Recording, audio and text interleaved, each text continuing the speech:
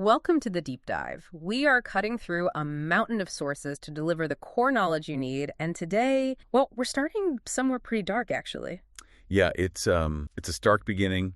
We're looking at a recent, completely fabricated rumor, a death hoax targeting J.K. Rowling. And the reaction online, it was just immediate. And honestly, sickening. Vitriolic is the word the sources used. You had accounts, openly celebrating this fake news, even saying they were rooting for doctors to fail.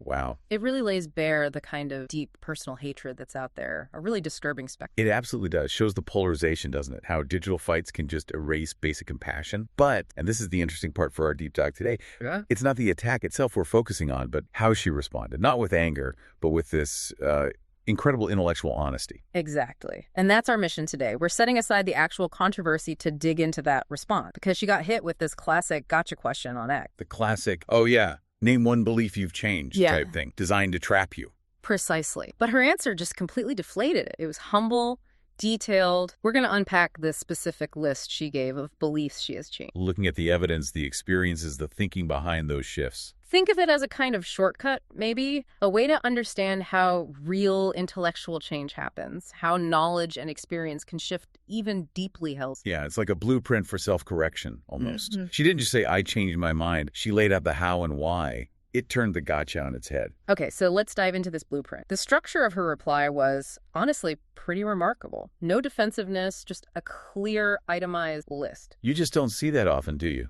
Especially online, where it's all about doubling down. Not at all. And that's why the sources called it a potential gold standard response. Yeah. It demonstrates real critical thinking. It's saying it's not enough to change your mind. You need to show your work. You need to point to the evidence, the experience, whatever it was that made that old belief crumble. Exactly. You need to be able to articulate the why. But hold on, does giving a list like this, even a really good one, actually counteract the, sheer nastiness that prompted it? Is intellectual humility the answer to that kind of hate? That's a really fair question. The commentary we read suggests, well, yes, in this arena, it's the highest ground you can take. And crucially, she finished by saying there's no belief she holds now that couldn't be changed by clear, concrete evidence. Which is a huge statement. It is. It's not just being open-minded vaguely. It's a commitment to evidence, to reality. It's basically saying, my mind is open, but bring facts. And she also added that crucial detail that for almost everything on the list, she knows what that evidence would need to, which is also quite rare. Very. It shows she's actually thought it through. And the range of topics on the list is pretty wide, too. Biology, politics, ethics. So let's break down that list. We've sort of grouped them into 5 main areas based on the source material. Okay, so first, a big one. Her understanding of sociology, specifically nature versus nurture and sex difference. Right. Then second, a shift in political policy on nuclear disarmament. Third, her views on substances, mainly cannabis. Fourth, a really significant ethical change regarding assisted dying, or MAiD. And finally, number 5, this ongoing internal struggle she calls the God conundrum, her spiritual or faith position. That's quite a spectrum. Let's start with the one that probably sparks that nature. Okay, so her starting point, which she openly admitted, was pretty common, especially for, progressive viewpoints. Yeah. She used to believe nurture was basically everything. Meaning biology, genetics, innate stuff, not really important shaping who we are. Exactly. And tied into that was the idea that differences between men and women, boys and girls, were entirely down to socialization. Society tells boys to be like this, girls to be like that, and that was the view. But then she says 2 things changed in her mind. Her own life experience, just observing the world, and importantly, reading studies on genetic inheritance back in her early 20s. So actual data colliding with assumptions. Precisely. And the source commentary really highlighted this, realizing that socialization isn't the only factor, that biology plays a real role, is often a tough pill for people to swallow. Yeah. But they framed it as essential for human reason at work. And to make this less abstract, the sources brought up this fantastic example, the salty Jello experiment. Yes. It sounds silly, but it's quite revealing. It was from an Australian TV show, a social experiment with 5-year-olds. Okay, what was the setup? Simple. They gave these little kids some truly disgusting salty Jello, and they watched how the kids reacted, specifically looking at concealing disgust and showing empathy towards the person who supposedly made it. Okay. So how did it play out? Were there differences? Oh, big time. And the sources argue these point towards ingrained biological differences, not just learned behavior. The girls, they tended to immediately focus on social harmony. How so? They tell little white lies, things like, ooh, it's a bit salty, but I like salty things. Or they'd explicitly say they felt sorry for the person who made the bad Jello. Trying to spare feelings. Exactly. The commentary suggested girls are often more aware of social norms of politeness, prioritizing empathy, keeping things smooth. Okay, and the boys? The boys were blunt. As the source put it, they were standing on business. Just straight up, why is there salt in this? No filter. Okay. Their focus was on the functional problem. And when asked about the maker's feelings, their logic was, well, the maker needs to know it's bad so they can learn to make good Jello. So truth over harmony, competence over feelings. That was the interpretation, yeah. Objective improvement was the priority. And predictably, this tiny experiment got wildly different reactions in the commentary. I can imagine. How did that break down? Well, you had the biological view, arguing these differences, harmony versus truth-seeking, are deep-seated, rooted in thousands of years of biology, things society can't just fix, maybe even shouldn't fix, that they provide balance. Women in this view are just naturally more concerned with the feelings of others. Okay, and the other side? The socialization view. The sources call some of this commentary delusional, basically saying, no, the girls only acted that way because they're conditioned from birth to be people pleasers by patriarchy. And the boy? They got called entitled little shits sometimes. Their directness wasn't seen as honesty, but as male privilege, a lack of emotional intelligence fostered by society. Wow. Same Jello, completely different worlds. Exactly. It's a perfect example of how ideological lenses filter the exact same observation. But for Rowling's shift, the point is, seeing stuff like this, combined with reading the science, made her accept that biology, nature, plays a much bigger role than she'd previously thought. So the takeaway isn't that socialization doesn't matter at all? No, not at all. Things like fashion, clothes are socialized, but maybe core traits, like how we prioritize empathy versus direct truth, are more deeply ingrained. Inexorable from human nature, as one source put it, not something you can just engineer away by changing society. That realization that nature has a powerful seat at the table, that's a huge shift in world. It really is. Yeah. And it connects, maybe surprisingly, to the next big ethical shift on her list. Right, moving from sociology to a very heavy ethical area. Assisted dying, or MAiD medical dying. This was the third major change. And again, it shows a move away from a purely philosophical stance towards one informed by practical concerns and expert input. So MAiD, just to clarify, as it varies everywhere, it's when a doctor helps a patient end their life, usually if they're facing terminal illness or unbearable suffering. Correct. And her original position was based on personal autonomy, the idea that, individuals should have the right to choose how and when they die if things become unbearable. It's a common view rooted in individual liberty. But she changed her mind completely. She no longer supports it. Why? The reason she gave is very specific. Her husband, who was a doctor, she said he opened my eyes to the possibilities of coercion of sick or vulnerable people. So not an abstract philosophical debate anymore, but a concern grounded in clinical reality. Exact. The source material really dug into this. While the argument for MAiD, based on autonomy, is strong, her shift highlights the counterprinciple, the need to protect the vulnerable. And that vulnerability brings up major concerns. The first one is coercion. Yes. If someone is sick, elderly, maybe depressed, maybe financially dependent, do they really have a free choice? Or might they feel pressured, like they're a burden, and choose MAiD not out of true desire, but out of a feeling of obligation? That turns autonomy on its head. It's not a free choice if it's driven by external pressure or desperation. Precisely. The source called it an ethical disaster when a choice isn't truly free. Yeah. And then there's the government angle, which the commentary raised pretty bluntly. What was that? The argument that facing huge healthcare costs, governments might have a financial incentive for sick people to choose MAiD, for them to die sooner, which is chilling. It turns a profound, personal, and ethical decision. Yeah. And they pointed to examples, like the Canadian author Robert Munch being approved for MAiD, as evidence of how the criteria seem to be expanding rapidly in some places. It raises questions about safeguard. But the deepest point here, connecting back to the MAiD shift, was about something bigger, wasn't it? The source called it the transcendent. Yeah. The argument was that this whole debate and the push towards seeing MAiD as purely an issue of autonomy and ending suffering reflects a loss of the idea that human suffering can have value. How so? In a purely materialistic worldview. Right. If we're just atoms, just matter, then suffering is purely negative. It's just pain, a biological cost to be eliminated as efficiently as possible. But that throws out millennia of philosophy, religion, human experience. That suggested enduring hardship can build character or provide opportunities for a greater good, or that struggle itself can lead to incalculable good.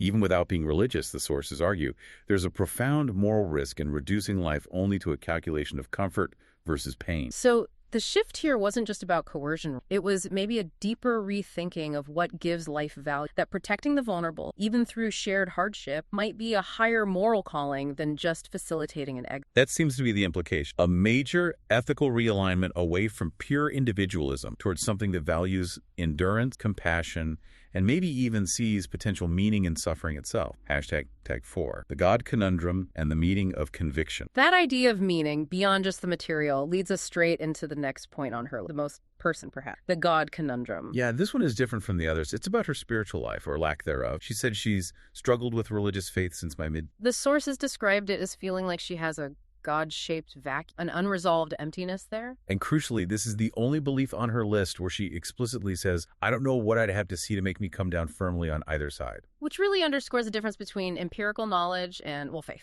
Absolutely. For everything else, nature, nurture, MAiD, cannabis, nukes she can imagine or knows, what concrete evidence would shift her view? Data, expert testimony, lived experience. But for God, the ultimate metaphysical question, she admits the proof required is unknown. She defined faith as believing without seeing and expects she'll likely die with this question unresolved. It's a position of acknowledged uncertainty. But where it gets really interesting is how the sources connected this internal uncertainty to her very external certainty and conviction on other issues. Like her activism around gender ideology, which has obviously come at huge personal and professional cost. Exactly. The question becomes, if she doesn't have that firm religious foundation, what is the foundation for that level of conviction? Why risk so much? Where does that moral certainty come from? This is where the analysis and the sources got deep. They suggested that actually everyone behaves religious sense. Everyone operates as if objective morals exist, even if they don't subscribe to a formal religion. So her action, her willingness to stand firm despite the backlash, imply a belief in objective right and wrong. That's the argument. Her level of conviction suggests she's drawing from some kind of deep moral wellspring, even if she can't label it theologically. She's clearly staked so much on her belief, which points to an underlying framework that says some things are just true or right,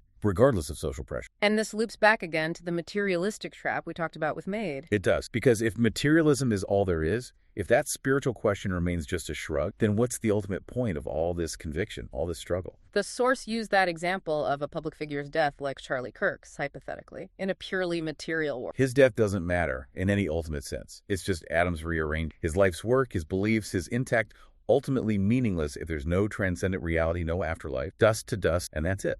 So the implication is that taking such a strong, principled stand, like Rowling has, almost requires a belief, even if unarticulated, in something more than just the material. That's what the source suggests, that conviction like hers points towards a need for or a belief in objective meaning and morality that transcends the purely physical. The conclusion drawn was that maybe we need to be woke up to the spiritual reality we live in. It's fascinating. Her acknowledged uncertainty on the God question sits right alongside this profound certainty in her public moral stand. It highlights that human need for meaning, doesn't it? It really does. It's perhaps the most complex part of her intellectual journey. Okay, so we've covered the really big philosophical and ethical shifts, but there were two other changes on her list that were quite different, showing the breadth of her. Yeah, these felt a bit more ground, or maybe just unexpected. The first one, the sources definitely called out of left field, unilateral nuclear disarmament. Right. Quite a jump from gender and Jello. Her initial position was supporting it. Which means believing her country should get rid of its nuclear weapons, regardless of what other countries. Exactly. It's an idealistic stand, common and peace move, based on setting an example, building trust. But her current stance, she no longer supports it. Full stop. That's a massive shift from idealism and trust to, well, presumably deterrence and realism, but she didn't explain why. No, and that lack of detail was what fascinated the commentator. They weren't asking for more on MAiD or God. They wanted to know, why the change on nukes? Who does she now think should have them? Who shouldn't? Because changing your mind on unilateral disarmament implies a fundamental shift in how you view global security. From leading by example to peace through strength, potentially, mutually assured destruction, MAiD. Precisely. It suggests a move towards a more realist geopolitical view. While we don't know the specifics, you can guess, right? Maybe encountering analysis about untrustworthy actors on the world stage. Or the rise of new powers, failed treaties, anything that shakes faith in reciprocal goodwill. Yeah, it shows she's engaging with hard-nosed political reality, not just social issues. Even without the details, the change itself indicates a willingness to update her views based on presumably some kind of strategic analysis. It demonstrates that her intellectual evolution isn't confined to one sphere. Okay, and the final change. This one feels much more personal. Yes. The view on cannabis. And this is almost the perfect counterpoint to the abstract nature of the nuclear debate. This change was driven by direct personal observation. Her initial belief was that cannabis was essentially harmless, which is, a very common view, especially among advocates for legalization. Seen as a soft drug, minimal risk. Pretty widespread belief, yeah. But the reason she changed her mind was immediate and visceral. She witnessed it wreaking havoc on someone I care about's mental health. That cuts through any abstract debate, doesn't it? It's the intellectual position crashing headfirst into painful personal reality. One bad experience like that can completely override years of abstract belief or statistics read elsewhere. And the commentary around this pointed to the growing body of research on potential harms, right? Especially with high-potency stuff. Exact. Links to psychosis, mental health crises, particularly for younger people or those with underlying vulnerabilities. For her, it wasn't a statistic anymore. It was seeing someone she loved suffer. It really grounds the whole list, in a way. It shows that sometimes the most powerful driver of change isn't a study or a political argument, but just life happening. Yeah. Painful. Yeah. It proves that direct experience is still one of the most undeniable forms of evidence we have. #tag $10 Final takeaways and provocation. Okay, so we've walked through all 5 from her list. Nature, nurture, MAiD, God, nukes, cannabis. Quite the journey. It really is. And looking back across all of them, you see a pattern, don't you? A model for how intellectual evolution actually works, or maybe how it should work. Yeah, let's try and synthesize that. What were the concrete drivers behind these shifts? We can pull out maybe 4. Sounds good. First, definitely reading studies and scientific data. That's clear in the nature nurture, accepting evidence over prior assumptions. Okay. Second, the undeniable power of direct personal life experience. That's the cannabis example, right? Reality hitting home. Yep. Third, seeking out and trusting expert consultation or advice from someone credible, like her husband, the doctor, unassisted dying, recognizing specialized knowledge. And fourth, maybe broader political or strategic analysis. That seems to be behind the nuclear disarmament shift, even though we don't have the specific. Engaging with complex realities. Exactly. So it's science, personal experience, expert advice, and political reason. It's not just one thing. It shows a mind open to different kinds of evidence. That's the model, really. An actively evolving mind, receiving input from multiple valid sources. Right. And bringing this full circle, back to that nasty online reaction that started all this. The sources suggested this whole episode gives us a kind of filter. A filter for engagement. How so? Well, you have her response. Right. Detailed, humble, showing intellectual work. And that's Then you have the critics, celebrating a death hoax, filled with vitriol. The filter is simple, who demonstrates basic decency and intellectual honesty. And based on that, the sources basically said, look at those who cheer the fake death news. Is that someone you actually want to engage with, spend time debating? the implication being probably not. A firm no, according to the commentary. The point isn't even about who's right on the specific issue anymore. It's about who is operating with a basic level of human compassion and a willingness to think to potentially change. Her list proves that capacity for change, their reaction proves something else entirely. Precisely. And that capacity for self-audit, for acknowledging maybe biology matters more than we thought, like the Jello suggests, or that life experience can totally reshape our ethics. MAiD, cannabis. That's the real challenge here. It challenges all of us. It does. Which leads us to the final thought we wanted to leave you, the listener, with. Okay, given this example, this standard she set, being able to say what concrete evidence would change, think about your own strongly held. About society, politics, ethics, anything fundamental. What belief are you most resistant to changing right now? And more importantly, following her example, can you actually articulate what specific, undeniable evidence would force you to reconsider? What would it take? A tough question. The only one that maybe gets a pass, as she acknowledged, is the God conundrum that might require a different kind of proof altogether. But for everything else grounded in this world, what's the evidence threshold? It's something to really ponder. It absolutely is. We've covered a huge amount today, from Jello and genetics to nuclear bombs and the nature of faith. It's been a genuine deep dive into how one person navigated profound intellectual shifts. Thanks for joining us on this exploration. We'll catch you on the next one.